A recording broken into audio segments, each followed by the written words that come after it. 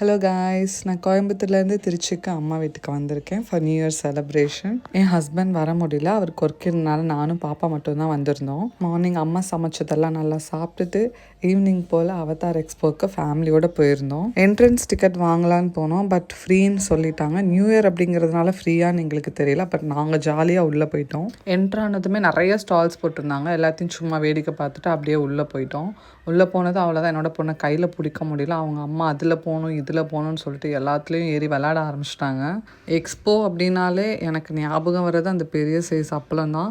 அப்போலாம் அந்த அப்பளம் வந்து ஜஸ்ட் 50 ருபீஸ்க்கு தான் கொடுத்துட்டு இருந்தாங்க, பட் இப்போ 80 ருபீஸ் சார்ஜ் பண்ணுறாங்க. விலைவாசி மட்டும் ஏறிக்கிட்டே போகுது, பட் சேலரி மட்டும் பெருசாக இன்க்ரிமெண்ட் ஆகுற மாதிரி எனக்கு தெரியல.